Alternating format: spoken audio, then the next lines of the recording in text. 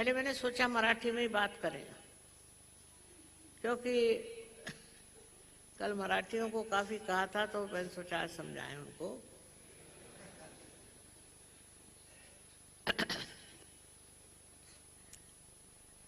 मराठियों से इतना अहंकार है, ये पता नहीं कहाँ से आ गया। हमारे पिताजी हमेशा कहते थे कि मराठी लोग कितने भी विद्वान हो जाएं, उनमें नम्रता नहीं आती, लड़ते रहते हैं हमेशा। इनको तुम ठीक कैसे करोगे? कहने लगे कि देखो, भारतीय संस्कृति जो है उसका जो संगीत है वो तो महाराष्ट्र लोग समझते हैं, पर इनके अहंकार को क्या करें? इतना घमंड इनको है कि इनका संगीत आगे नहीं जा सकता। बहुत परेशान हो जाते थे। और ये बात मैं भी देखती हूँ कि ये महाराष्ट्रियन लोगों में एक तरह का अहंकार, आपको अगर गाना आता है तो आता है, उसके लिए इतना अहंकार करने की कौन सी बात है? एक समय की बात, मैं कॉलेज से वापस आई तो बाबा ने मुझे बताया कि एक उनके दोस्त ने बड़ा अच्छा गाना गाता। तो मैंने मेरे फादर से पूछा कि कैसे, क्या गाना गाते हो? कहले हिम्मत वाले हैं। मैंने कहा क्यों? कहले गाना ना कुछ नहीं आता, बस शो ऑफ करते हैं।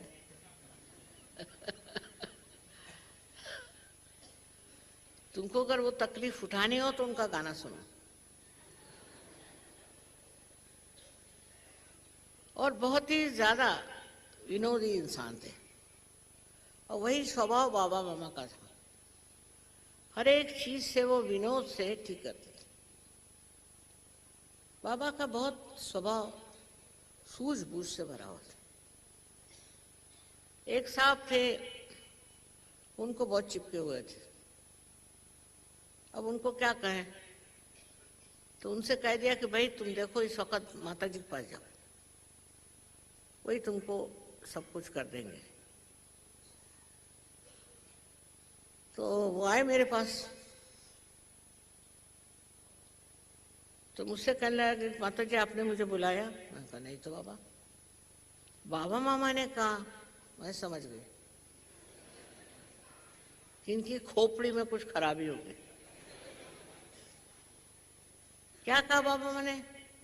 कि तुमको माता जी ने बुलाया है। तो मैंने कहा देखो, दुनिया में कुछ लोग ऐसे भी होते हैं कि जिनको शैतान बुलाता है, और कुछ ऐसे भी होते हैं जिनको भगवान भी बुलाता है। तो उन्होंने कहा तुमसे कहा कि मैंने बुलाया, तो इसका मतलब तुमको भगवान ने बुलाया? कहले हाँ। मैंने कहा भगवान कब बुलाता है? कहले ये तो पता नहीं माता जी, इसलिए कि आपका दिमाग खराब है, वो ठीक कौन करेगा? भगवान ही कर सकता है ना।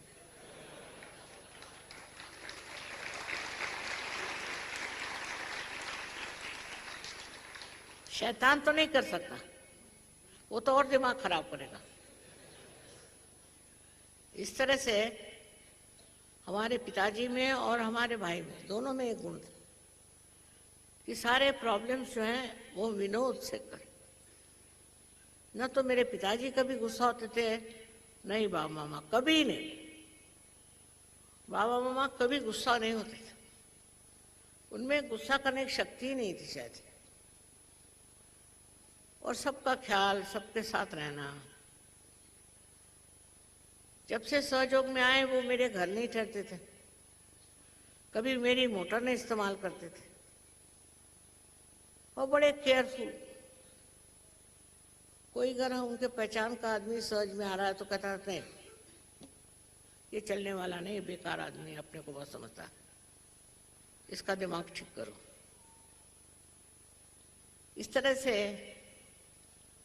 वो समझते थे। वो कहता है ये जो आदमी अहंकारी होता है उसको कभी भी विनोद नहीं सूझ सकता। वो सबके पीछे हाथ धो के लगता है, सबको परेशान करता। तो मैंने कहा तुम क्या करते हो, ऐसे आदमी का क्या हाल है?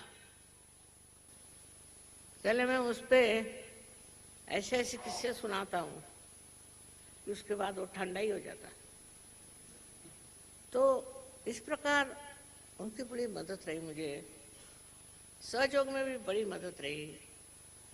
बहुत काम किया उन्होंने। नागपुर में इतनी बड़ी एकेडमी निकाली, बहुत बड़ी बिल्डिंग, सब कुछ बड़ा अच्छा किया।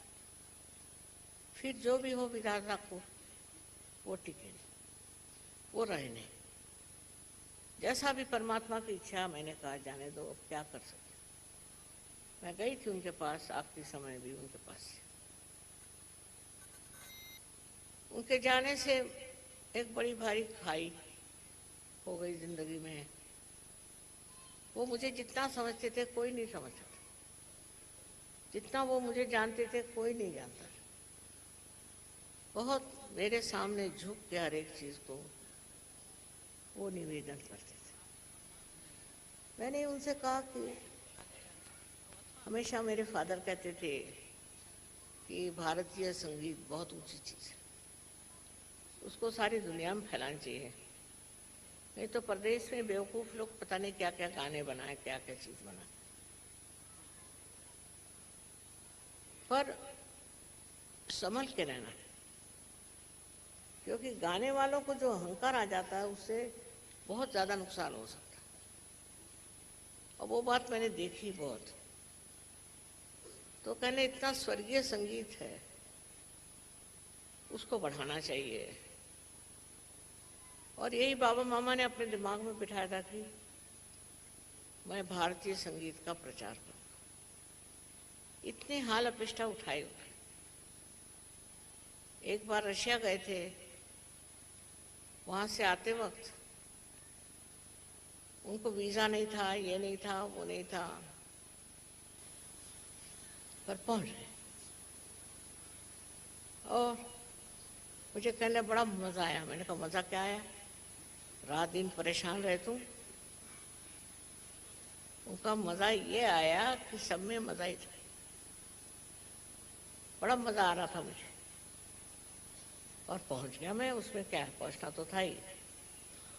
मैं हैरान हो गई, इतनी परेशानियां हुई, एक भी शिकायत नहीं। कभी किसी के खिलाफ नहीं बोलते थे, किसी के खिलाफ नहीं। बस ये कहते थे कि उसको ग की बाधा हो गई, माने वो घमंडी हो गया, बस। इससे आगे कभी नहीं। और सबको बड़े प्रेम से रखते थे। उनकी जितनी सहायता हमको समझ में हुई, ऐसी कोई भाग्य की बात है कि और नहीं इतनी सहायता। भाग्य में ऐसे भाई मिले, ऐसे आप सबको मिले, और ऐसे ही लोग आपको मिले जो आपके आदर्शों को पहचाने और जो आपकी हर चीज से मदद करे। ऐसे पिता मिले मुझे जो महान पुरुष। तो आज जो भी कार्य करना है, हमारे पिता के आशीर्वाद से हम करते। बहुत बड़ा आशीर्वाद है उनका। उन्होंने जो कुछ किया वो अपने चरित्र से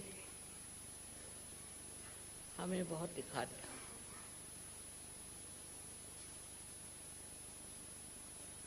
और किसी भी तरह की बेईमानी, किसी तरह का ओछापन, छोटी बातें कभी नहीं करते। अगर कोई शुरू करता था तो कहते थे मेरे कान ही बहरे हो गए, सुनते ही नहीं थे। ऐसे महान आदमी के साथ हम रहे। उनको कोई चीज का वो नहीं था कि मुझे बड़ी सत्ता मिलनी चाहिए, पोजीशन मिलनी चाहिए, कुछ। पर हमेशा मुझे कहते थे कि देश में हिंदुस्तानियों का राज आना चाहिए। वो गए थे हाई कोर्ट पे, उन्होंने जाकर के झंडा लगा। बड़े बहादुर आदमी। तो गोली मारी,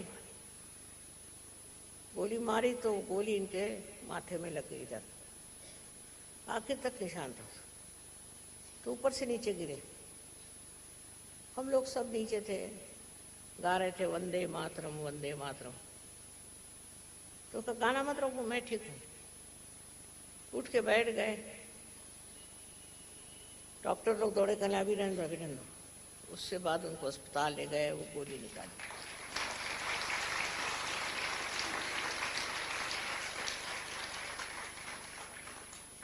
अब अपने देश में उन्होंने वंदे मातरम बंद कर दिया।